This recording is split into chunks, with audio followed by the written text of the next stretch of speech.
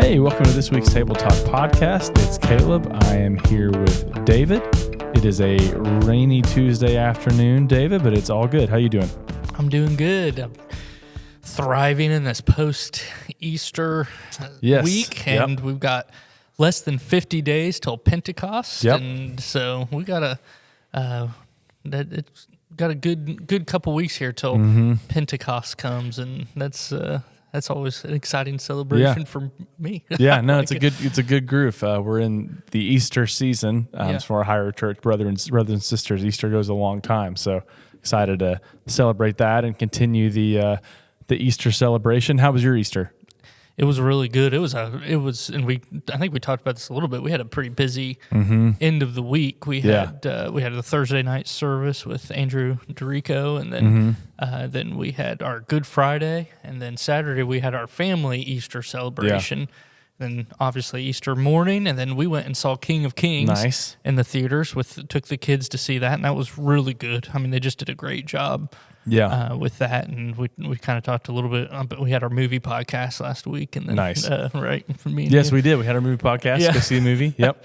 And then so yesterday, office was closed yesterday, so I actually had a boys' day with Landry. Nice. So the girls went shopping, and we went and played foosball and ping pong and football and did all types of fun stuff. That's good. And finished it up with some Star Wars Lego video games. As one does. Yes. No, that's good. That's awesome. Glad you guys had a good Easter. Did you give anything up for Lent this year? I did not. I gave up Lent. You gave up Lent for Lent? Hey, it's something. Gotcha. I did dessert, and so on Sunday I had a couple like Reese's eggs. I had been stocking them for this, and I think there's something to this, right? Because I don't know that I crave it as much. Like last night I was really wanting dessert, so I had like a couple chocolate chip cookies, and I also wanted ice cream, so I got myself an ice cream, and it didn't slap the same. Yeah. It wasn't as good. It wasn't as good. I kind of made me feel bad. I was like, oh, this is kind of hurting my stomach. I don't feel as good, so I might have conquered dessert over Lent. We'll see. You'll get a taste back. Yeah. It'll just take... I'll just even try it again to make sure. Get 20 more of those Easter eggs, Reese's Easter eggs in your system, and you'll be going, they're so good. Oh, why can I not stop? I'm craving chocolate all the time. You'll be asking God to help you. You're ready for Lent again. Stop. No, it's and that's what it does is when you your body, you just get so used to those things, and then when you take a break from it, you feel better and everything else. The same thing when it's like, okay, I'm telling myself no for a little, I'm going to slow down on eating. Yeah. I feel better and happier and everything else. And then like 6 months later, I'm right back in it. Right back in it and going, all right, I got to tell myself no on this. And it's just easy to fall right back into stuff like that. But that's cool. I don't think I've ever given anything up for Lent. And that's probably mostly because I grew up in a Christian church, non-denominational type background. Yeah, well, same. I mean, I started a few years ago, probably like 5 or 6 maybe, and I've done like social. Usually I do social media. Usually I'll delete everything off my phone. This year I felt like I had been leaning into the desserts a little too much recently, and I'm not really a dessert person. Like I like them, but I'm not something I needed all the time, but I started eating a lot of sweets. I'm like, all right, I gotta try to cut this out. So that was my Lent this year. It went fine. If I'm sick next week, you'll know that I broke hard and started consuming a lot of ice cream over the week. So thankfully it's like raining, so I don't really want it right now, but if it gets hot and sunny, I'm going to want an ice cream cone. A baseball game, and it's like, all right, I guess I'll eat 4 hot dogs and a bunch of ice cream. And an icy. Yeah. Gotta have an icy. And probably something on the way home. Yeah, they're giving chili away in a baseball helmet. I can't pass this up. It's a souvenir. No. It's a souvenir. I don't want to lose money on this thing. Get a helmet and chili. Yeah. But I think the Easter service went really well for us personally. We had a good Easter, being able to remember what Christ has done for us. For us, just the resurrection. For me this year, it hit so hard the time frame, and I think which is funny because I've been doing Easter my entire life. Grew up in the church, everything else, But for some reason this year, the timeline hit me. And I started thinking, it was like, I was like, oh man, 7, 8 o'clock, they're probably finishing up their meal. 10, 11 o'clock, it just kept hitting me like, oh, he's probably being arrested right now. And then, then by 9 o'clock, he's on the cross. And that I made me think of it. And then 3 o'clock that evening, he's dead. And they had to have him in the tomb quickly. I mean, it's a tight window for all of this to happen. And for me, it hit hard this year of like, this is a real thing. And this happened on a real timeline. And it's a neat celebration.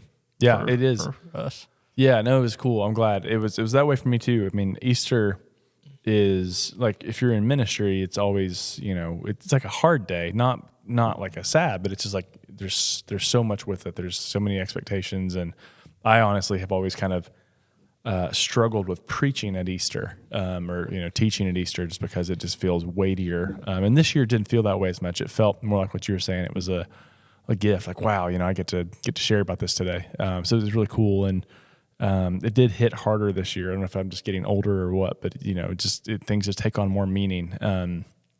And just realizing that Jesus wasn't much older than me, when these things took place. I think that hits at a different level too, because you assume Jesus to be as a kid, like he's so much older.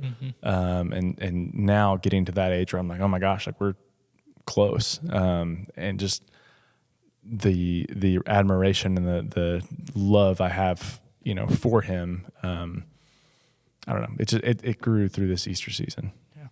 If Jesus was a lead pastor at he would get fired. He'd be so fired, and just so it'd be like, it's just one of those kids. He sees everything from such a rose-colored glasses. Yeah, turn the other cheek. Yeah, let's see how that works in the real world. Yeah. So, but just a kid. He has, how does he know what? That's right. This is. That is actually hilarious. I mean, to think about, but it's true. Like Jesus wasn't very old, when he went through these things. We think he's 30 to 33, his ministry. And so some people, when they're talking about, isn't this just Joseph and Mary's kid? It's like, well, that's real. Like, think of the 30-year-olds in your life. Yeah. And if they started teaching with authority, you go, isn't that just like Jeff's kid? What's he got to say to me? Or whatever. I mean, I heard he still lives. Yeah, he doesn't even have a house. Yeah. So, I mean, you put it in that context. He's a millennial. He is. His avocado toast and his Starbucks. Yeah. You put it in that context, it's like, okay, like it changes the story a bit. It's I don't know. It's the story gets more and more meaningful every year, and I think just there are different layers that are revealed to it every year around Easter for me. For sure.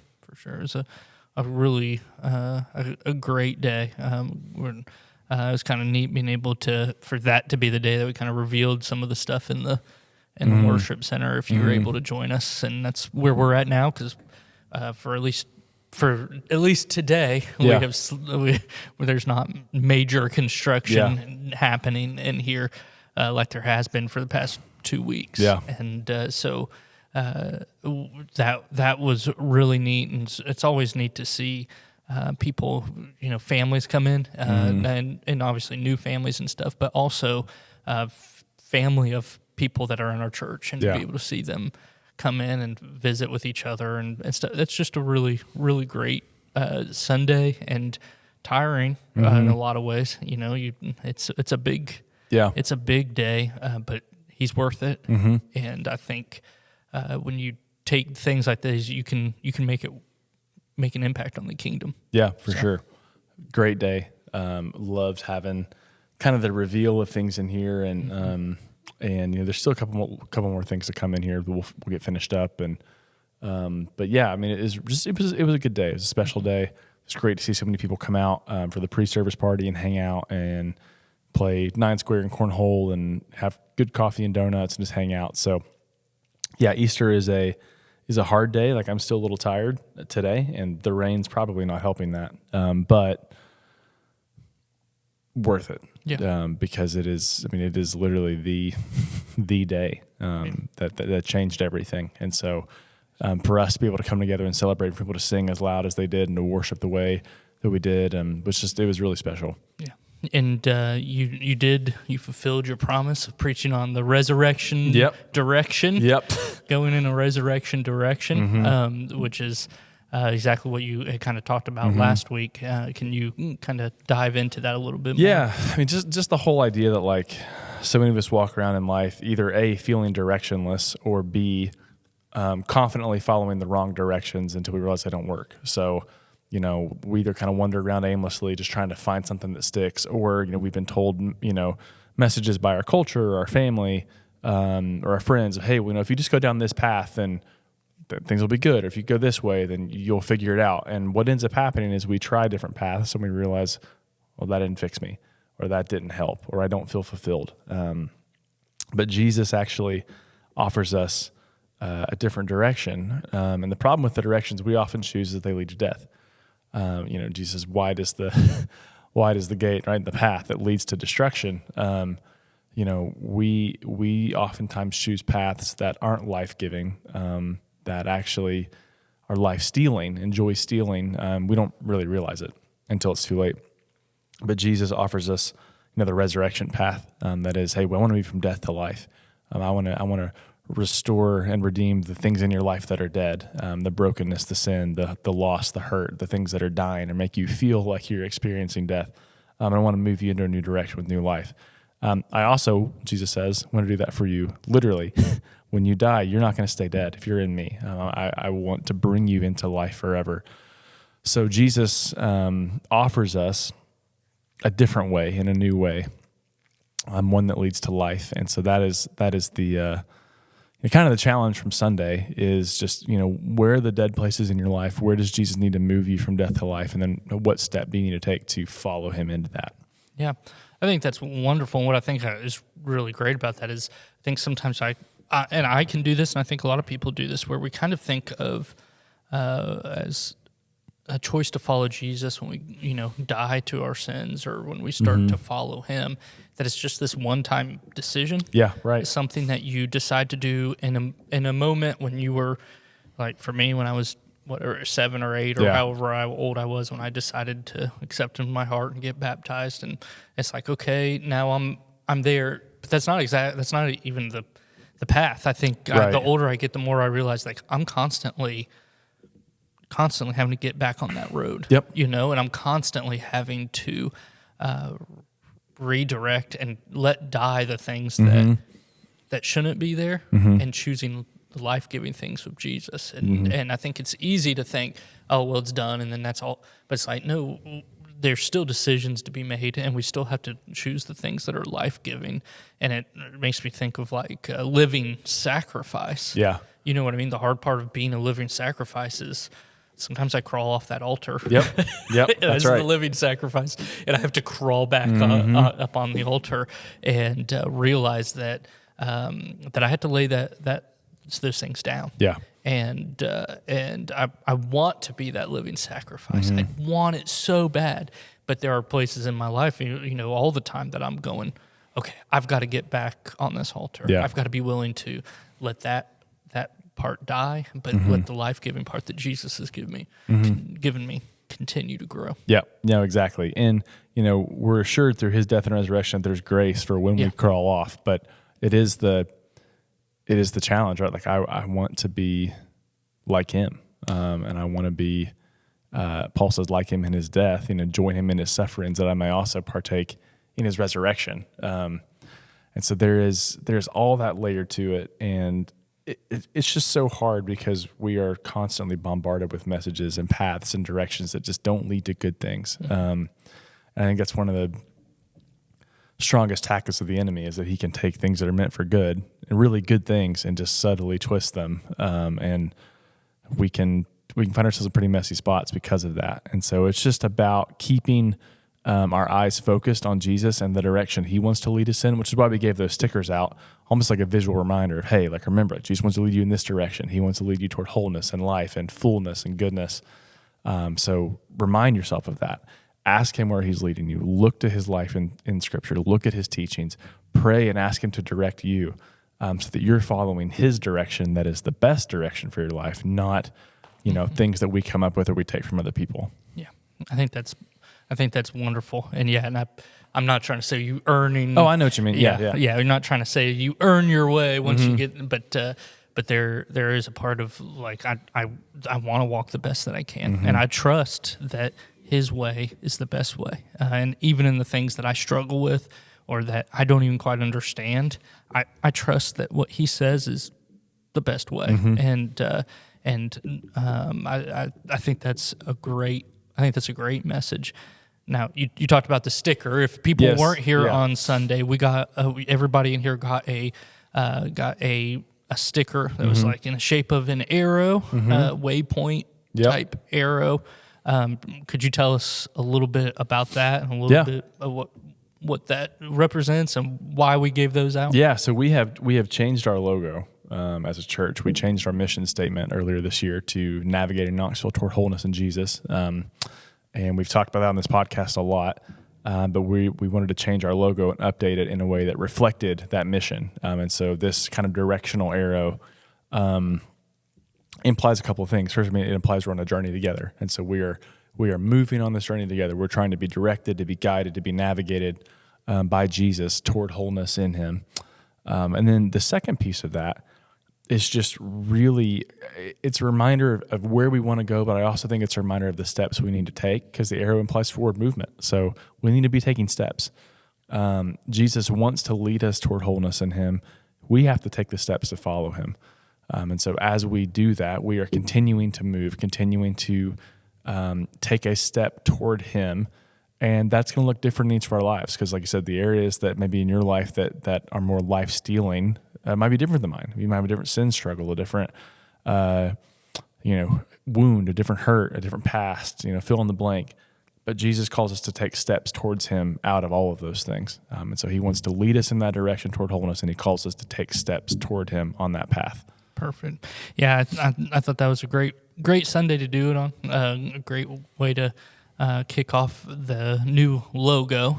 And so as people are coming into West Towne and things, they'll start seeing that more and more. And as we can slowly change signs and change stuff like that we'll be getting there. And so that'll be happening. But it was a cool way to kind of kick it off. I'm excited. I'm going to stick that on my computer and represent West Towne all the way around Knoxville as I'm working in a coffee shop. And or let me whatever. just say this too, like I think people ask, like, well, the name of the church isn't on the sticker. There's kind of a reason for that. One, it's just kind of weird. Like, it's hard to put the name in there. It's not a weird spot. But two, hopefully it invites you into a conversation. If somebody asks you, hey, what's that sticker? There's your chance, right? So, what we want to be about as a church, and my heart for us is we are not just about West Towne Christian Church. We are about the kingdom of God moving forward. And so God has called our church into a particular mission, we believe, and we want you to share about that mission. We want you to tell people, live that mission out. You can tell them where we're doing it. Like, hey, we're at West Towne Christian Church, but hey, the main thing is we're on this mission. This is where God has called us. And so as you guys partner with us in that, like, we want you to be able to tell the story of this is what God's doing. We're on a mission to navigate Knoxville toward wholeness in Jesus. This is the church I belong to that feels like we've been called to do that. Here's how we're doing that. And so, that arrow hopefully can be a conversation starter for you to go, let me talk about the mission that I'm a part of. Let me talk about the calling that our church has taken up. And in all honesty, I think those types of conversations where you get to tell the story are way more impactful than just saying, well, I go to this church. I want you to tell people that. Tell them where you go, but tell them what we're about and what we think God has called us to be about. And I think that's just so much more captivating than, just basic details. Yeah. We did something similar with children's ministry this week. The kids that were in K through 5th. Yeah. We had them make bracelets that told the story, that had all the different colors. And it's just the same idea of, hey, as you go out, when someone asks you about this, you can tell them about what Jesus has done for you. And it's just markers That's that cool. You have to be able to say, hey, this is what we're doing. This is why, this is why I have this sticker and what it represents and our mission here on earth. And Yeah. I think that's awesome. I think that was a fun thing to give out, but also an important one and a cool announcement at the very least. That's right. That's neat to be able to have an updated logo. And so heading into this week, do you know the post Easter direction? Yeah. I'm sure the sermon hasn't probably started yet. It is not started, but I know where we're going. You know where we're going. So we're finishing up the Art of Neighboring this week. We're kind of jumping back into that, and we're going to finish that on Sunday. And then from there, we'll move into a series called What If? We're just asking like some pretty big questions. And then from there, we move into our summer study, which is Genesis this year, which I'm really excited about. The chance to kind of dive into Genesis a little deeper. And we've not taught through Genesis, I don't think, since I've been here. We've done Exodus. We've done, I think we did Joshua. We've done Daniel. But we've not gone through Genesis. I'm really excited about that. Yeah. And I think that'll, as we're talking about wholeness and what God has created us for, well, we might as well go to the beginning and see what we were created for and how that's gotten messed up. So that's the plan. That sounds good. Genesis is my favorite. It's good. It's a good one. My favorite book, and between that and John, I don't know. I like them all. You know what book I like? The Bible. Yes, that's a good book. The book, as some may call it. Yeah, the book. The book. The good book. Yes. So that's going to be. Even though it's technically not a book, it's a library of books. But that's a different podcast. The What is a Book podcast. Yeah, that's right. Catch that one next week. So I think that'll be great. You did a great job Sunday. Thanks. I think it was really fun, and I'm excited to see what new things are coming at Westtown. Yep, it's going to be good. We hope you guys enjoyed your Easter and had a great time. And we will see you guys next week on the Table Talk podcast. Thanks for tuning in.